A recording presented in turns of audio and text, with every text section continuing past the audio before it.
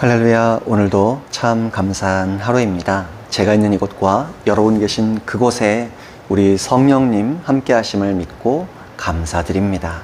오늘 말씀 한 구절 같이 읽고요, 성령님과 함께 시리즈 감동 주신 말씀을 잠시 나누겠습니다.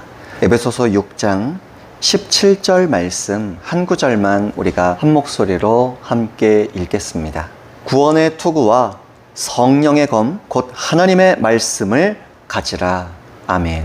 오늘 말씀을 중심으로 해서요, 말씀을 적극적으로 선포하라, 말씀을 적극적으로 선포하라, 이런 제목으로 잠시 은혜를 나누려고 합니다. 제가 컴퓨터를 잘 안 쓰다가 하나님께서 글 쓰는 책을 집필하는 비전을 주셔서 이제 열심히 안 하던 이 손가락과 손목 타이핑을 치느라, 그러다가 갑자기 손목이 어느 날 통증이 찌릿하고 오더라고요. 손목을 자세히 보니까요, 이 꺾어지는, 지금 이 시계에 있는 부분, 딱 요 앞부분에요, 구슬만한 크기로 뭐가 이렇게 볼록 나왔더라고요. 처음엔 그게 뭔지 몰라서 이렇게 저렇게 만져봤는데, 만져보는 것 자체는 그렇게 통증이 없었어요.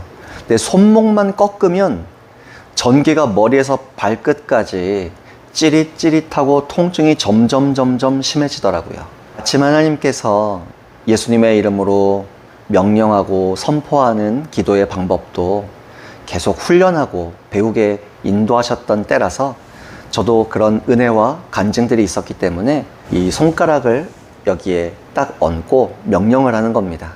예수님의 이름으로 종양은 작아져라, 사라져라. 근데 도저히 이게 통증이 커서 의학적으로 이렇게 의사 선생님들의 말씀을 들어보니까요, 현대인의 질병 가운데 하나, 손목 결절 종양이라 그러더라고요. 이게 암이나 그런 건 아닙니다. 그런데 이제 수술을 하려면 마취도 하고 수술을 했어야 했는데, 그걸 제거를 하더라도요, 다시 생긴다는 거예요. 그래서 완치가 될지 안 될지 알 수가 없는 질병이라는 것이죠. 근데 어쨌든 죽을 질병이 아니라고 하니까 저는 그냥 계속 손가락을 이 종양 위에 얹고 명령을 하는 겁니다. 예수님의 이름으로 종양은 사라져라, 줄어들어라, 떠나가라. 근데 감사하게도요, 1주일, 2주일 이 눈에 띄고 통증이 있을 때마다 손을 얹고 명령을 했는데 정말 줄어들기 시작하는 겁니다. 얼마나 신기하고 감사해요. 나중에는 구슬만 했던 크기가 이제 미세하게 한 2mm 정도만 이렇게 나온 흔적만 있어요. 안 아프더라고요. 안 아프니까 어떻게 될까요? 또 기도를 안 하죠. 근데 기도를 안 하고 열심히 타이핑을 치고 글을 쓰고 있다가 어느 날 또 보니까 다시 구슬만해져가지고 통증이 찌릿찌릿하고 오는 겁니다. 다시 또 손을 얹고 예수님의 이름으로 줄어들어라, 사라져라 명령을 했죠. 다시 한 1, 2주일 지나니까요, 줄어들고 사라지는 것 같았어요. 그러나 흔적은 계속 보입니다. 다시 안 아프니까 명령했을까요? 기도했을까요? 아니죠. 어느 날 보니까 또 종양이 자랐어요. 이번에는 끝까지 내가 한번 기도해야겠다, 이런 마음을 가졌습니다. 그래서 계속 흔적조차 안 보일 때까지 명령을 하는 거죠. 사라져라, 떠나가라, 줄어들어라, 하나님 고쳐주신 것을 믿고 감사합니다, 이렇게 계속 기도했습니다. 그리고 정말로 한 달쯤 지나니까 흔적도 없이 사라졌고요, 지금 10년이 넘었지만 아직까지 재발하지 않고 있습니다. 건강하게 손가락 잘 사용하고 있습니다. 작은 이 간증을 왜 말씀드릴까요? 오늘 함께 읽은 말씀에 보시면 저와 여러분은, 그리스도인은 누구나 영적 전투의 현장에 처하게 되는데요, 이때 우리의 힘으로 싸우지 않고 하나님의 전신갑주를 입었다라고 말씀하시거든요. 그 하나님의 전신갑주에 대한 설명 끝에 오늘 우리가 읽은 이 말씀, 구원의 투구와 성령님의 검 하나님의 말씀에 대한 언급이 오늘 등장하고 있는 겁니다. 자, 한번 생각해 보시자고요. 저와 여러분이 영적 전투가 치열하고 영적 전투인지는 모르지만 사람이든 문제든 내가 잘못 선택한 것의 결과로 고통을 겪든 힘든 순간이 있을 겁니다.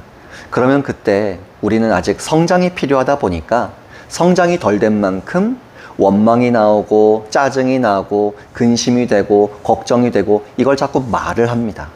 이걸 자꾸 생각을 하고 우울해지는 것이죠. 기분이 다운되고 자꾸 다른 사람들에게도 좋은 말과 좋은 태도가 나가지를 않죠. 이 모든 것이 그리스도인답지 않다는 것이 문제입니다. 그런데 우리의 정체성은 오늘 본문 말씀을 중심으로 살펴보면 하나님의 전신갑주를 입고 있는 것이 우리의 정체성입니다. 특히 마지막 한 구절만 읽은 이유는요, 구원의 투구를 쓰고 있다 그러잖아요. 하나님의 전신갑주도 입었고 구원의 투구도 썼는데 이 구원의 투구도 하나님의 전신갑주의 하나님의 투구예요. 자, 보시자고요. 영적 전투에서 한번 상상을 해보시자고요. 원수들이, 악한 영들이 정면에 이렇게 도열해 있어요.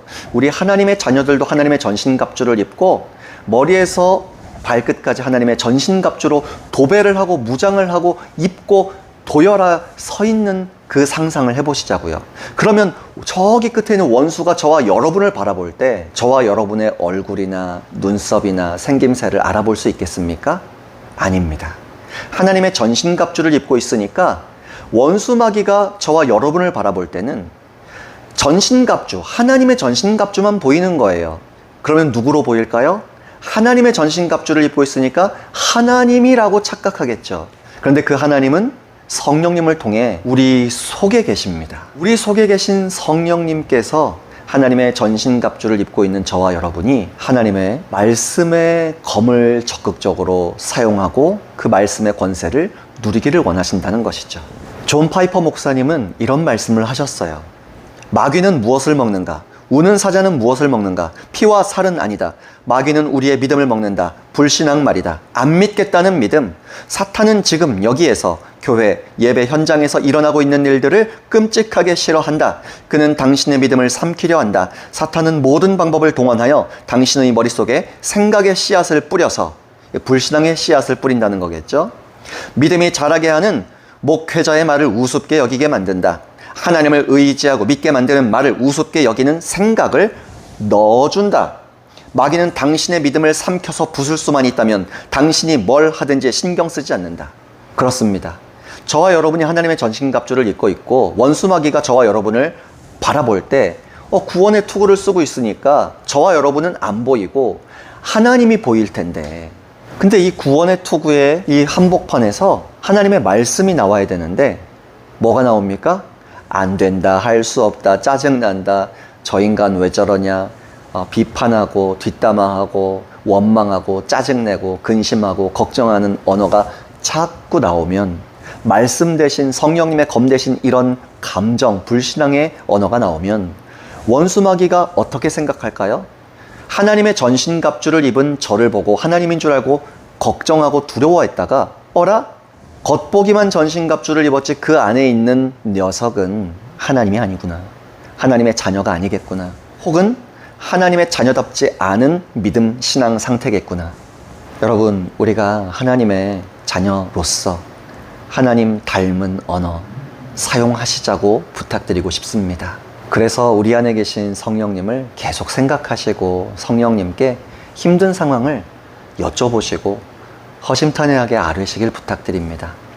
나 혼자 에이 짜증나, 걱정돼 하면 그건 불신앙에 불과하지만 내 안에 계신 성령님께 성령님 저 이게 힘들어요.